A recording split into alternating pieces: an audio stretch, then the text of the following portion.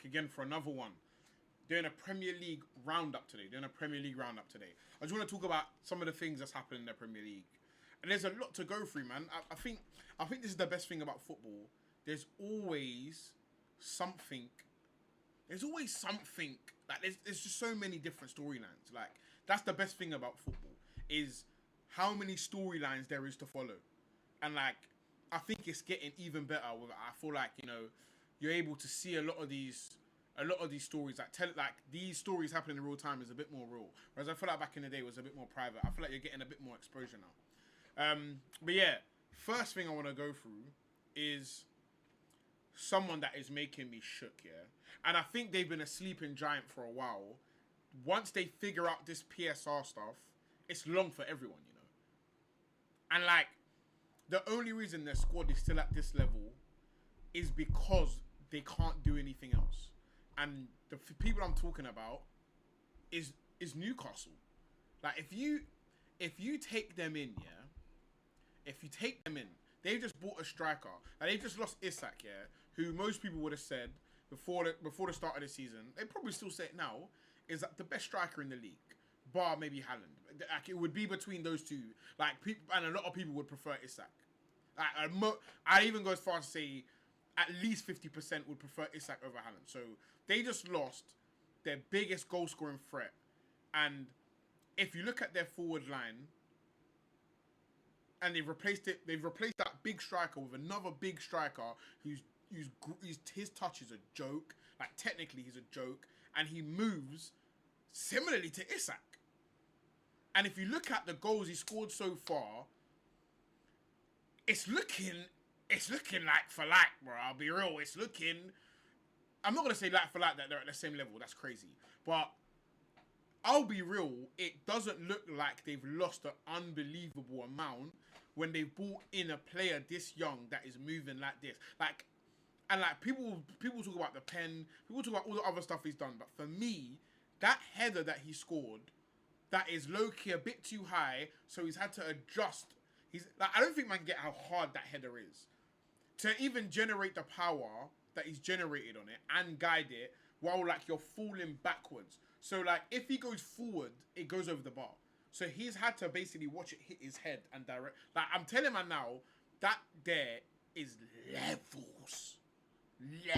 It's so levels. And he can and for me, yeah, you see strikers getting goals in this Prem. If a striker gets 20 goals in this Prem, yeah, where people aren't making things easy for strikers. I think being a striker that scores goals and contributes to all-round play in today's game. The last one we saw is Harry Kane, and you could say Isak. Like, it's very, very, very difficult to be an elite goal scorer and an elite striker in the Prem because that role is much bigger now, as well as it's not going through the striker anymore. Like, the play doesn't go through the striker. Like, the biggest attacking threats is not through the striker. So, I think to be a striker that can get that amount of goals and contribute to that level of play, it's very, very difficult, man. It's very, very difficult. So, I think literally, and then if you look at their midfield is flawed. Their midfield has got everything in it. Like Joe Linton, Guimaraes, and Sonali, for me, is might be the second best midfield in the Prem to me. I can't think, bar Arsenal, a midfield, I would take over it. Like, I don't think there's a better midfield. It's just the rest of it. Even their wingers, like Anthony Gordon, Elanga, and there's defo someone off the top of my head that I'm missing there. But think about Elanga, Gordon, and Voltamade. Or Voltamade, however you say my man's name. That, to me, could potentially be top 4 attacks. Like, it has the potential to be top 4 attacks in the league. It's just about how it ends up looking over the season. Like, but they have the potential to be top 4 attacks in the league. Their midfield is probably second best in the league. And their defense, if they can get everybody fit, is a decent defense. Like, the issue is their bench is just horrible, and they're always getting injuries. But they are a sleeping giant with obviously one of the richest owners. I think the richest owners in football. They're a sleeping giant. I'm telling people, don't sleep on Newcastle. Right, really, even though that their results kind of smelly, I'd say they're kind of underperforming. And Eddie Howe is also a top manager. I think Newcastle's sleeping giant. But yeah, moving on as well. I've been saying this as well. I said this to my friends. I've been saying this for ages. That Grealish move to Man City, there's two ways you can look at that. Yeah, with, like if you want to call that a successful move, because obviously he's won everything in world football and he's done a bunch of winning. But in terms of individual legacy, yeah, like for example, when you look back at Bale, for example, in the Prem, you don't think, Bale, because he won nothing, his Premier League career was meaty. You think, wow, all those moments Bale had, he was unbelievable. And you have that with Grealish, but you have them at Aston Villa. I'm not sure really I have them at Man City. And I think him leaving while he's still got legs is the best thing for him. Because you're not going to see prime Grealish under Guardiola, who's holding width and like going backwards. Like the best Grealish was on the counter, running at people, free roam, picking it up, and making people dance. Like I think people forget how good, like how dangerous Grealish was at Aston Villa. That if we had Grealish with the way we were moving with set pieces, yeah, brother, we would have won the league. I'm telling you, the amount of set pieces Grealish could have won for us, we would have won the league 100 times. Man, think it's a joke. Like I rate Grealish so highly, bro. But I think Grealish is one of the best. Like if things went better for him career-wise in terms of like finding a manager that can get the best out of him, as well as compete at the top level. Because I feel like he met Pep, like maybe he's got like maybe Grealish will be able to tell you like he knows so much about the game, all this other good stuff. But for me, I don't think that is the best. I don't think that's prime Grealish. Like that style is not Grealish. Like I think he was so I don't know, maybe I rate him too much, but for me, I think Grealish in the middle. Like I don't even see him as a winger. I think Grealish in the middle is crazy. Like Grealish in the middle in transition, crazy. But yeah, man, big up Everton. I think also like I think they've got a bit of an old school feel as well. I like Everton, man. I like Everton. I think Liverpool's demise make it even better. I say demise, but they're not really going anywhere. But they're just not gonna win the league. Like I don't even think that's just where they're at. But yeah, speaking of Grealish and Everton, let's move like down the road to Liverpool, man. And I've made a few videos about this. Like Liverpool, bro. Wow, man. Like bar. All right, let's actually look at this. Hold on. Let's actually look at this. Do you know what I mean? Let's get this on paper. Liverpool. Let's look at this lineup for a second. Yeah. Let's think about buzzing they lost this game, by the way. Let's look at this lineup. It's like Szoboszlai, Gakpo, Salah, Gravenberch, McAllister, Kirkes, Van Dijk, Kanate, Conor Bradley, Mamadou Chavelli. Cool. Let's go through who here is actually having a good season. Szoboszlai, he's got one moment against Arsenal where he scored that lucky free kick. Cool. Other than that, media at right back, media in the 10. He's just not a 10. He's also just not a right back. I don't know what's going on with the Szoboszlai stuff. Gakpo, even though he scored, been very, very meh. I think he's got honest slots nudes, to be honest. Very, very meh. Mo Salah, again, horrible. Man, you know what it is? Sometimes, yeah, I think of what I say, and I have to remember it's a human on the other side. But I've got to say, yeah, players like Mo Salah, I couldn't be more happier for their downfall. And not as a human. Like, take the human aspect away. Like, as the type of footballer he is, when I see their downfalls, I'm buzzing, bro. I hate the way he plays the game. I hate players that play their game the way he does. I just hate it. I hate it. And to watch him do absolutely nothing brings nothing but warmness to my heart. Like, his downfall, I'm buzzing for it. But again, like on the opposite end, Gravenberch really, I think Gravenberch is a joke. Like I think he's so clear, and I think he's having a decent season. He's making a few mistakes here and there, but I think Gravenberch is quality. I'm not sure he's a solo pivot 6, but I don't know if I have him in a single pivot personally. But big up his thing. McAllister, I mean, again, I think he's struggling a bit. Kirkes is. I don't care what anyone says, yeah. Defending in a low block and defending high up is not the same thing. It's just not the same thing, bro. It just isn't. And I think people should be wary. Like, look at Harry Maguire, bro. Harry Maguire at Leicester looked like, bro, people were talking, this guy was a Ballon d'Or level centre-back, bro. Low block defending and defending in a high line is not the same thing, bro. So people like, when people are defending the low block, like people getting the wall pulled over their eyes, bro. These people are not good defenders, bro. They're not. And Kirkez is doo-doo, bro. He's doo-doo on both ends of the floor. It's easy when you're running into space, bro. Look at Martinelli. Yeah, in the first year we got top 4. He looked unbelievable because there's bare space to run into.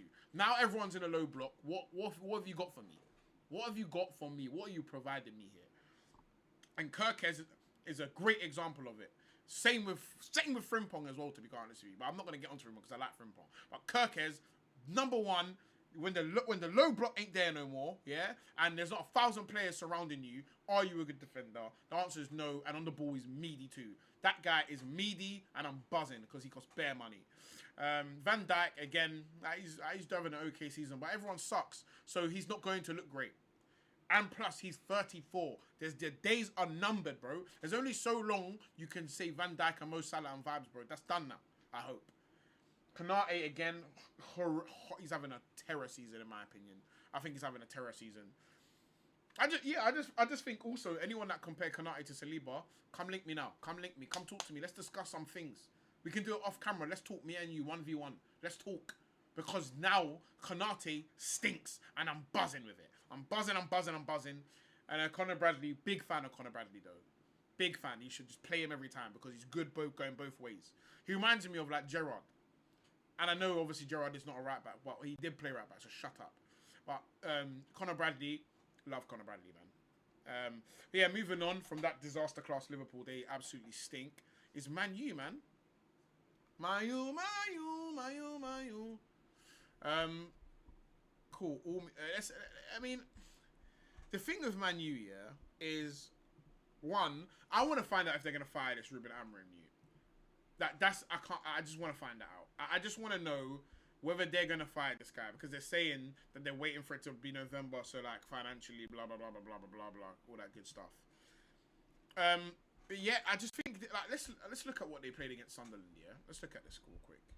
Let's look at this. Like, let's look at this lineup for a second. Like, the only reason this works is because if I asked a man to name me, right, they got Nordi Makelele. I didn't even know they had my man. If I asked you to name me 5 players from Sunderland without looking at the screen, bro, you wouldn't be able to do that.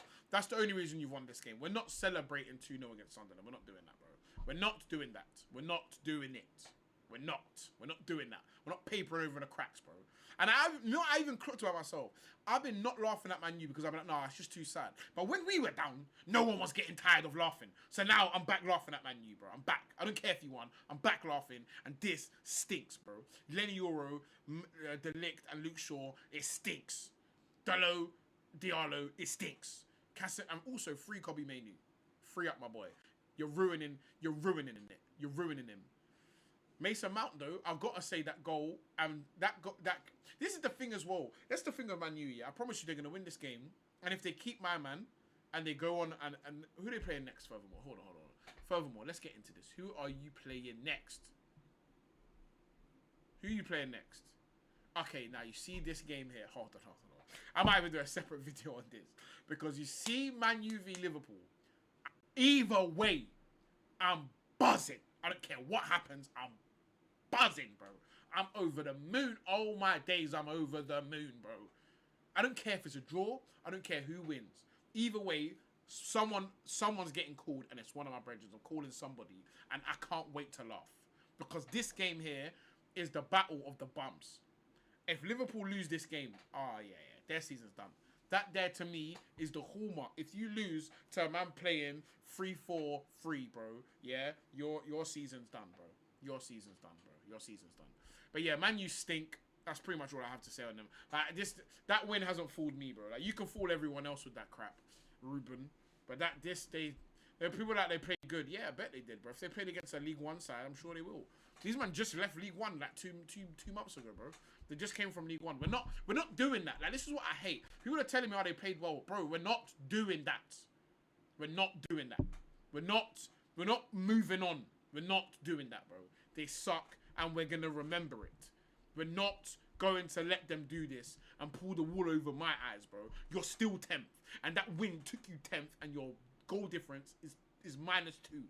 We're not doing that. You're the only club in the top 10 with a minus goal difference. So you're conceding with a back 5 bare in 2 DMs, bro. So we're not doing this thing that everyone else is doing. Oh, they played well, patterns of nothing. You suck. We're not doing that, bro. We're not doing that. Lastly, I want to talk about Semenyo. I'll tell you, get out. Get the checkbook out. Because when I'm thinking about that left side, get Trossard out of there. And if need be, because I like Martinelli, but for Semenyo, get him out of there, bro. If we had some... Hey, bro. This is what I always said. I would rather have 2 demon wingers than a good striker and a good right winger. So let me not say good right winger because I think Saka's elite. But Semenyo on that left side, bro. My man's ambidextrous, and the way he's slapping these shots. Get me Semenyo in my club, bro. He's Arsenal anyway. We're bringing back Man FC, so we might as well bring in Semenyo, bro. Do you know what I mean? Ghana on the left, Nigeria on the right. I think he's Ghanaian anyway. This is what I'm saying. It's a match made in Jollof, bro. This is what I'm saying. Can we bring the Jollof boys, bro? And then they can battle it out. Who scores the most goals has the best Jollof, bro. This is what I'm saying, bro. We need to think about this. Get my boy Arsenal. I don't want to hear no other clubs. No one else can afford him. He cannot afford him. In January, Semenyo to Arsenal. Hey, come get the Champions League with us, man. Come get the Champions League, Semenyo. Come. But yeah, man, that's all for today, man. Make sure you like, comment, subscribe, all that good stuff. Like the video, man. If you made it to this stage and you don't like it, you're a waste, man. I'll be real with you. I might bang you in your face. If you watch 17 minutes of video and don't like the video, I might bang you in your face. I'll be real. And if I find you, I'm going to bang in your face. Yes, you. I'm going to bang in your face. Like, comment, subscribe, and share it with your ugly brethren. Yeah, see you in the next one, man. See you in the next one.